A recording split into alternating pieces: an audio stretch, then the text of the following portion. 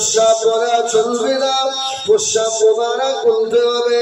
আল্লাহ নবীর জুতোকে জুতো বলা যাবে না, জুতা মোবারক বলতে হবে।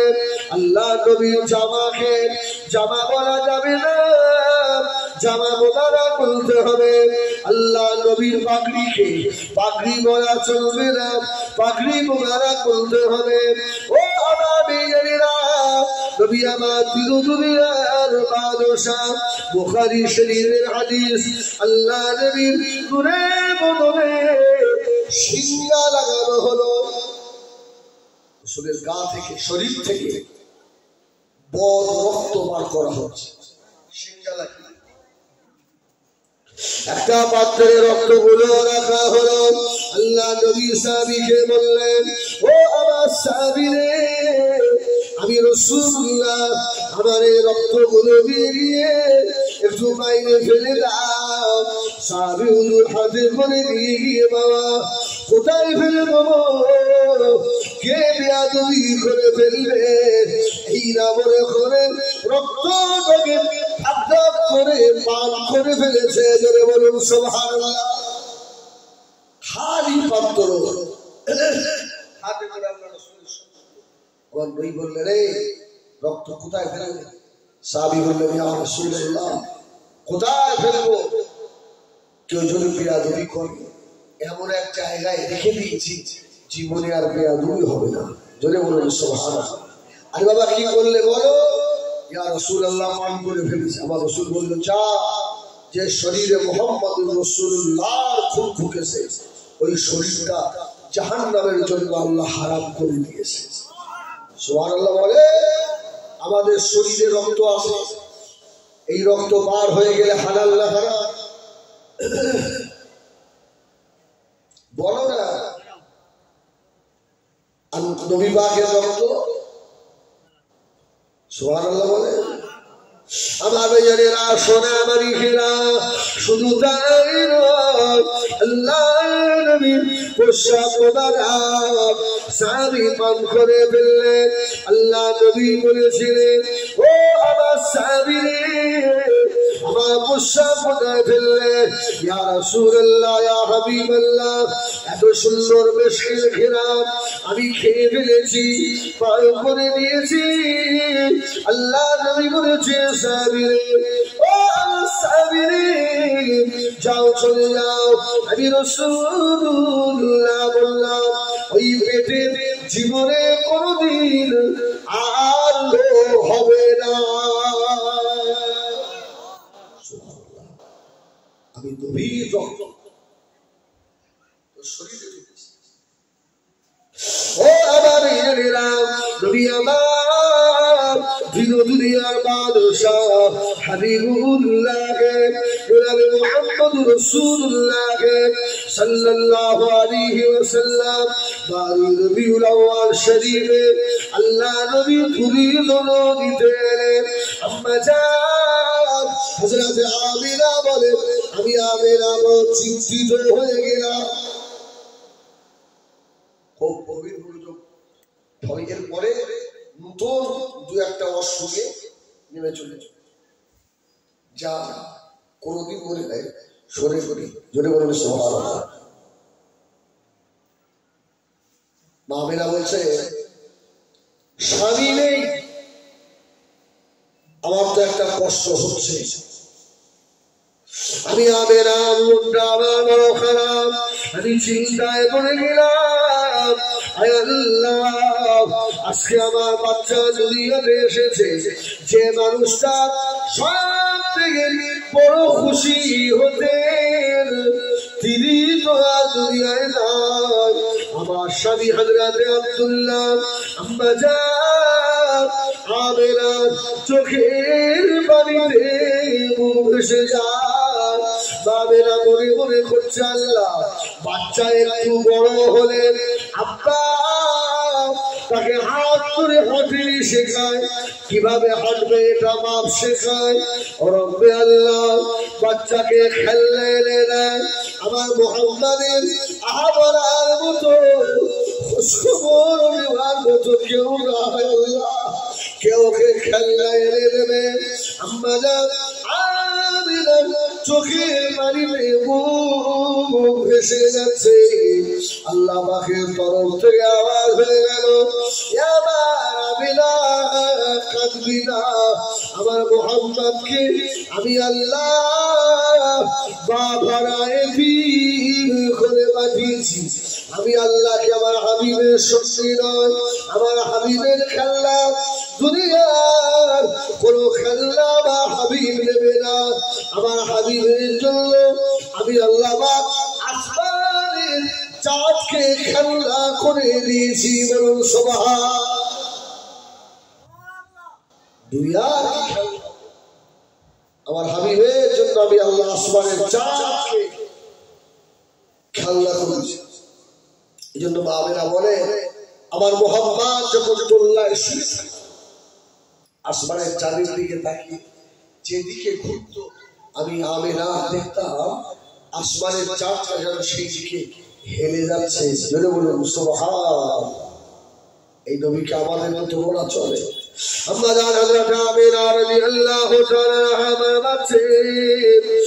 দাদা মুহাম্মদকে আল্লাহ এত বড় নিয়ামত করেছে গো।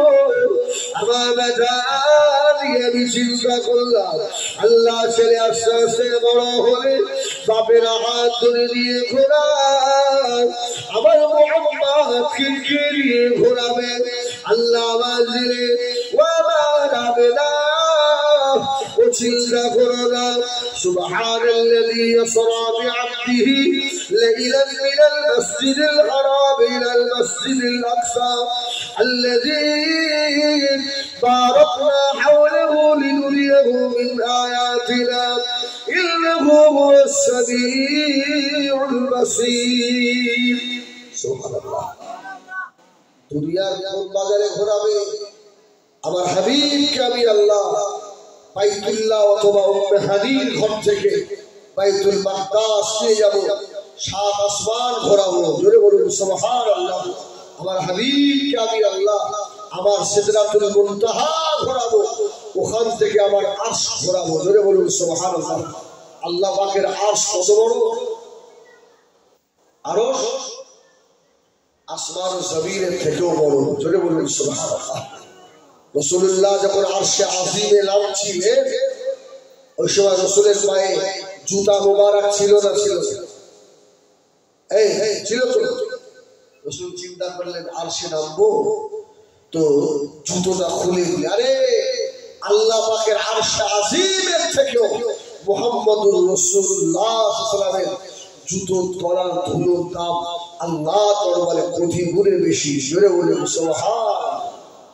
একটা হাদিস, আল্লাহ পাক আরশ তৈরি করলেন, আরশুহু আলাল মা, পানির উপরে আল্লাহ রাখলেন, আরশ টলবল টলবল করছে। আল্লাহ বলছে আরশ স্থির হ, কাঁপছিস কেন? ঠান্ডা হ। আরশ ঠান্ডা হয় না। আল্লাহ ওই সময় আরশে আজিমে মায়ায় লিখে দিলেন, ফালমা লা ইলাহা ইল্লাল্লাহ, লা ইলাহা ইল্লাল্লাহ, লা ইলাহা ইল্লাল্লাহ মুহাম্মাদুর রাসূলুল্লাহ। ও চতুরের সোনারা, আমার রাসূলের পাকের নামের খাতিরে আল্লাহ পাকের আরশ ঠান্ডা হয়ে গেল। আরশ হবে না। আল্লাহ বলছে হবে না, আরশে আজিমে তুলব আমি আল্লাহ। আমার হেড অফিস সেখানে নিয়ে যাব, কাবা কাউসাইনে আও আদনা। আমি হাবিবকে আমার নিকটে নিয়ে গিয়ে দেখা করব। জোরে বলবো সুবহান। অনেকে আছে রাসূলের পাকের জুতো মোবারক নিয়ে অনেক রকমের সমালোচনা করে। আছে না? আছে। আরে রাসূলকে আমি আপনি কত ভালোবাসি। হাদিস শরীফে এসেছে এক ইহুদি ছেলে, ইহুদি মদিনার মসজিদে নববী শরীফে আযান হয়ে গেল, হিয়া আলাস সালাত। আযান হয়ে যাওয়ার পরে নবী আমার মদিনার মসজিদে নববীর দিকে রওনা হলেন। পিছনে পিছনে যেতে লাগলেন। নামাজ আদায় করবেন।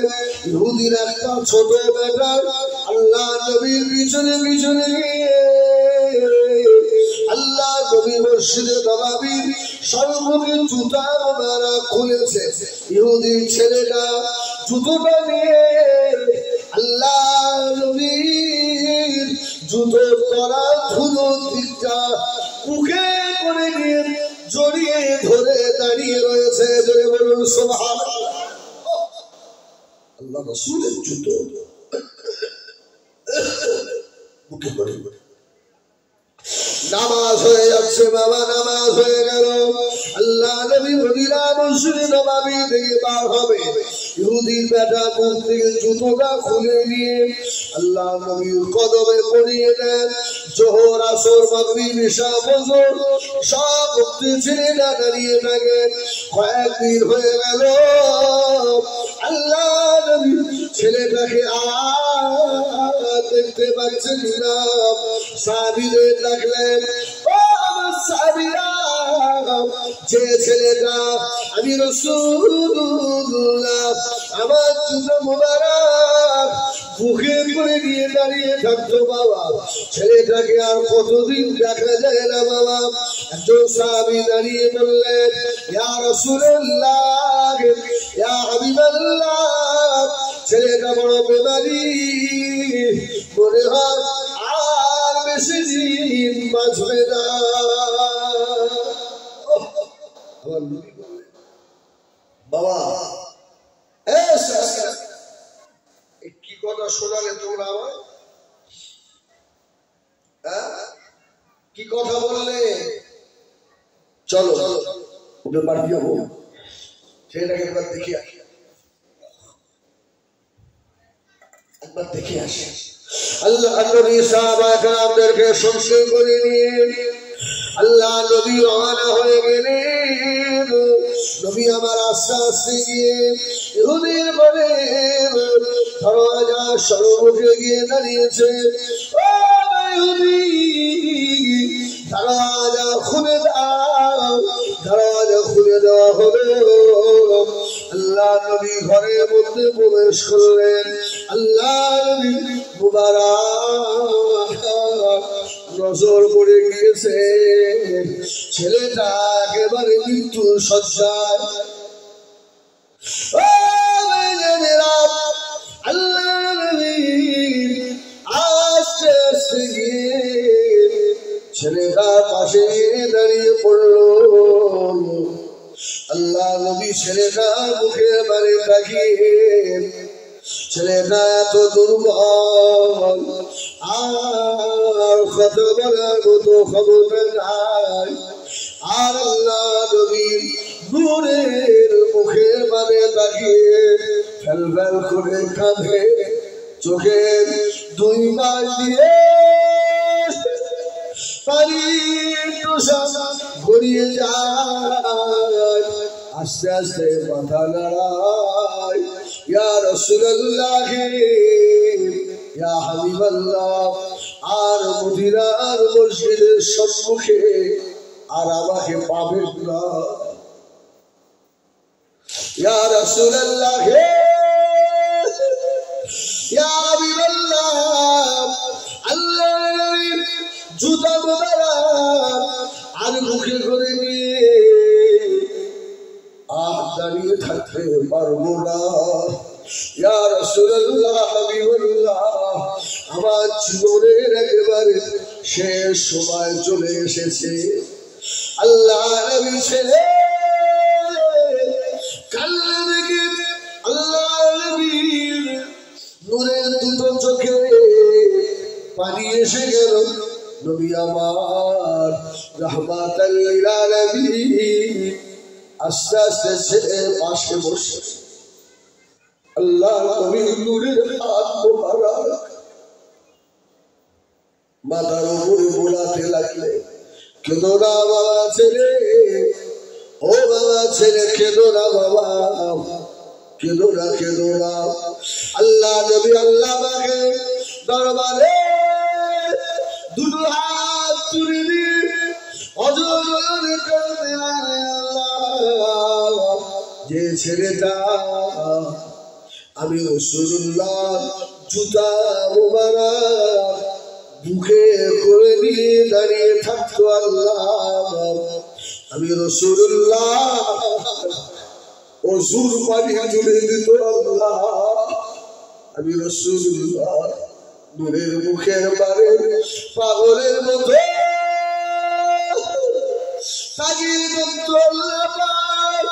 ওই ছেলেটা এখনই মরে যাবে এখনই মারা যাবে আল্লাহ এখনই মরে যাবে ওই ছেলেটা এখনই মারা যাবে আল্লাহ আমি রাসূলুল্লাহ হাতে হাত দিয়ে যদি কলমা না পড়ে মারা যায় ও তো জাহান্নামী হয়ে যাবে আল্লাহ আমি নবী দোয়া করি ওই সবার খুলে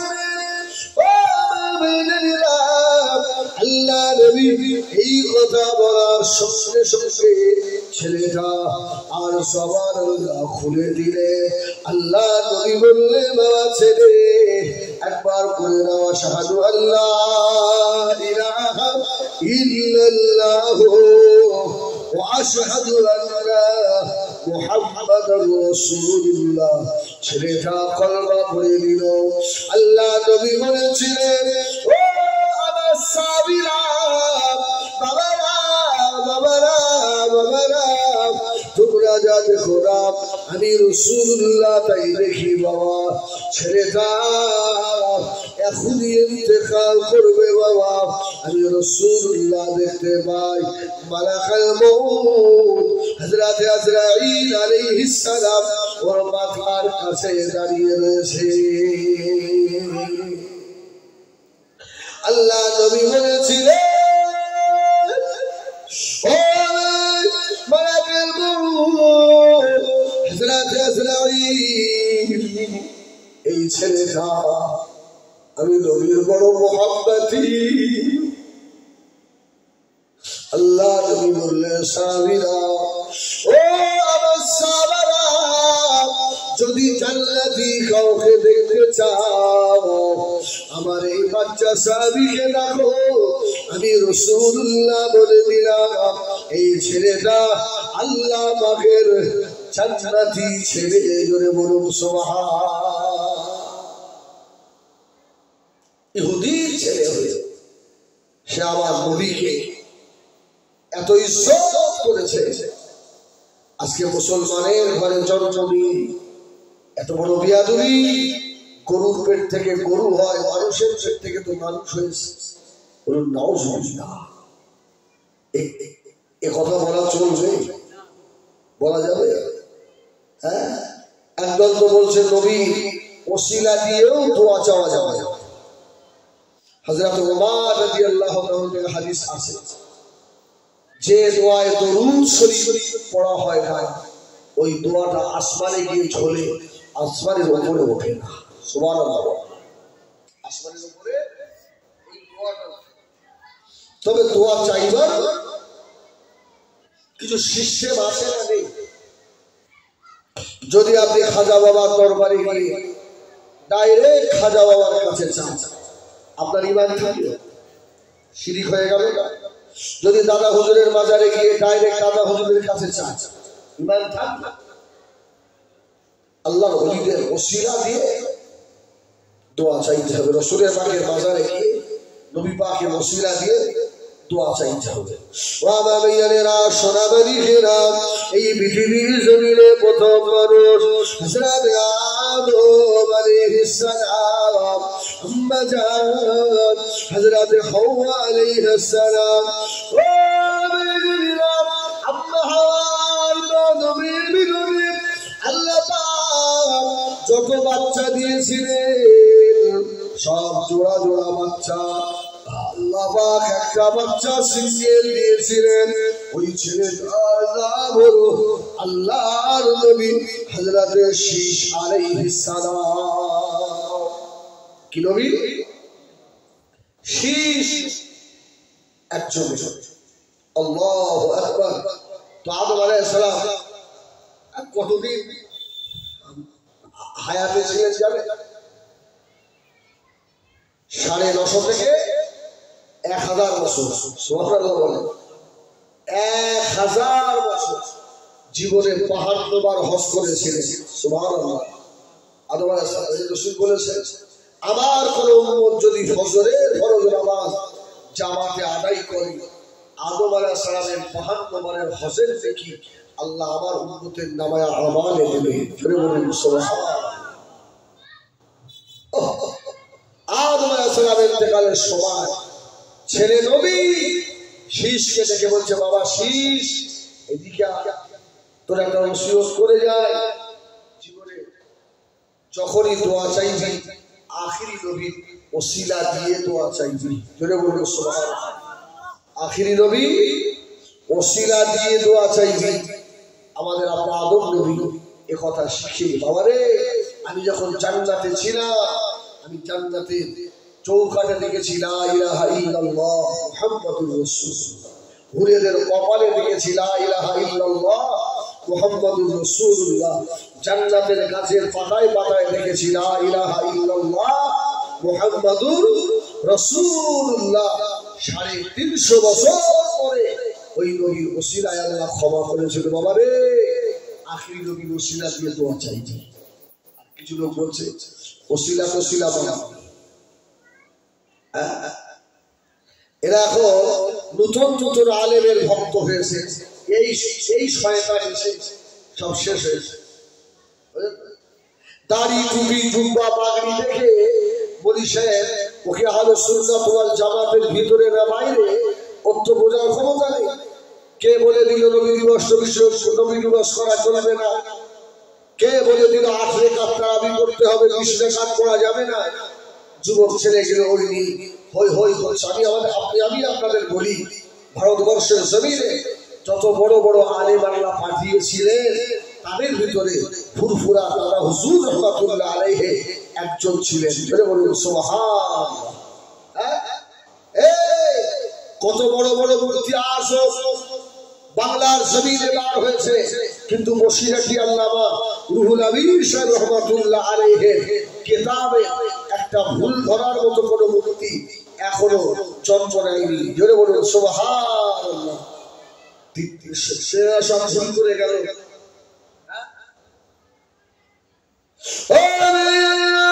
নবী আদম আলাইহিস সালাম বেটা শীষকে ডেকে বললেন, ও বেটা শীষ আমি চলে যাব, চলে যাচ্ছি বাবা, তবে বাবা রে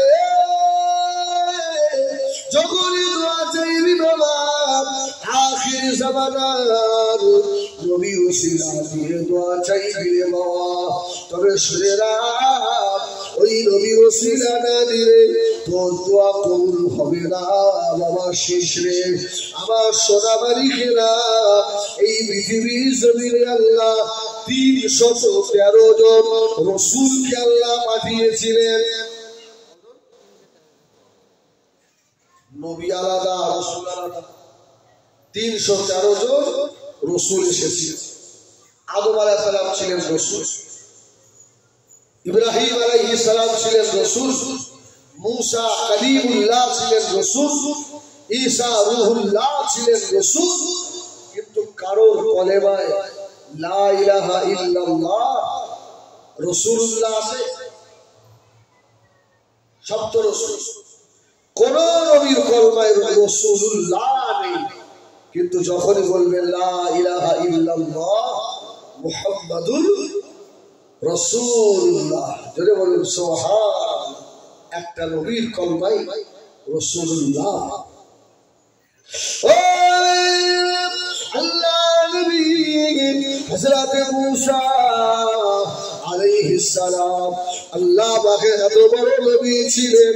আল্লাহ নবী মুসা এক তারিখে জঙ্গলের ভিতর দিয়ে যেতে লাগলেন। কিছু রাস্তা গিয়ে দেখে একজন মানুষের পা দুটো গাছের সঙ্গে বাঁধা, পা দুটো বেদা বাঁধা রয়েছে। মানুষটা আল্লাহ পাখির জিকিরে মশগুল হয়ে রয়েছে, সবসময় বলছে আল্লাহ আল্লাহ আল্লাহ আল্লাহ আল্লাহ আল্লাহ আল্লাহ আল্লাহ আল্লাহ।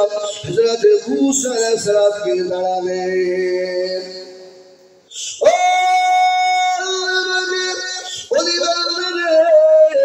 কতদিন ধরে আল্লাহ পাকের জিকির করছো বাবা? কতদিন ধরে আল্লাহ আল্লাহ জিকির করো? ওই ওলি বান্দা জবাব দিলে, বাবা ছেলে রে, আমি তোমাকে চিনি না বাবা, তবে শুনে রাখো, এইভাবে আমি একদিন দুদিন নয় 450 বছর আল্লাহর ইবাদতে মশগুল হয়ে আছি। সুবহানাল্লাহ, 450 বছর শুধু আল্লাহর জিকির। মুসা নবী বললেন, তোমার মনের কোনো আশা আছে? মানুষ আস্তে আস্তে বলল, আমার জীবনের দুটো আশা। বলে কি? বলে একটা আশা হলো আমি এ জমানার নবী মুসাকে একবার দেখবো। জোরে বলুন সুবহান। মুসা নবীর সঙ্গে যদি একবার দেখা হতো। আল্লাহ নবী মুসা সালাম বললেন, তোমার আর একটা আশা কি? বলে আমার আর একটা আশা হলো একটু স্বচ্ছ ঠান্ডা পানি আমি একটু পান করবো।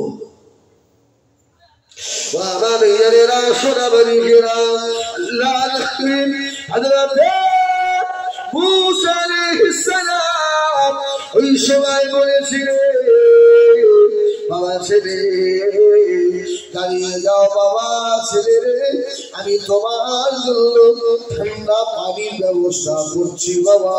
হযরত মুসা আলাইহিস সালাম 5 জঙ্গলের ভিতর থেকে আস্তে আস্তে পাহাড়ের নিচে নেমে আল্লাহ নবী মুসা আলাইহিস সালামের নজরে পড়ে গেল।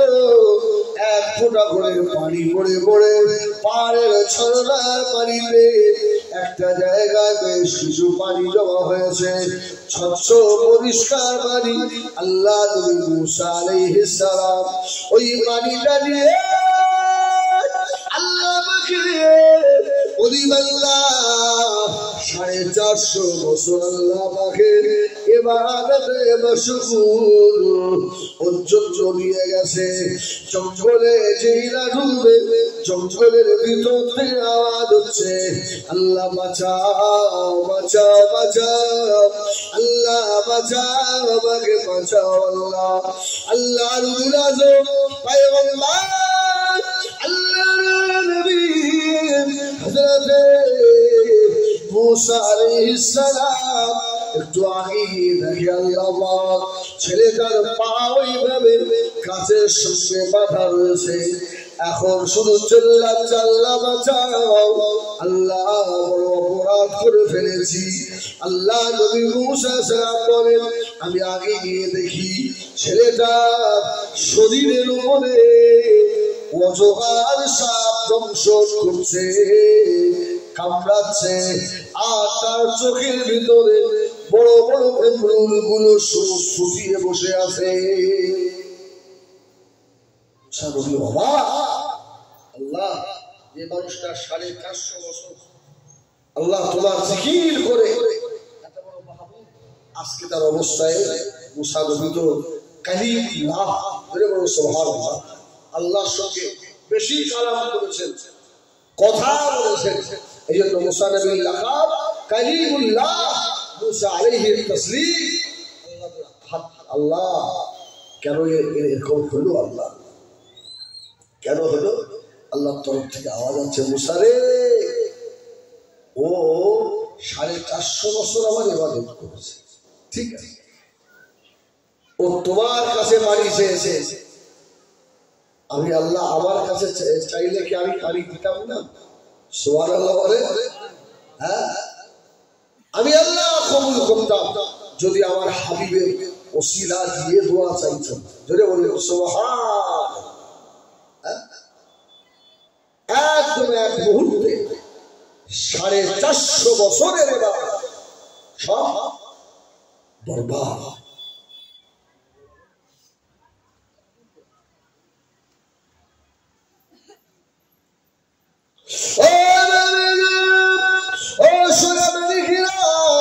আল্লাহ নবী শুনছে কাউকে মিশাল দেওয়া চলবে না।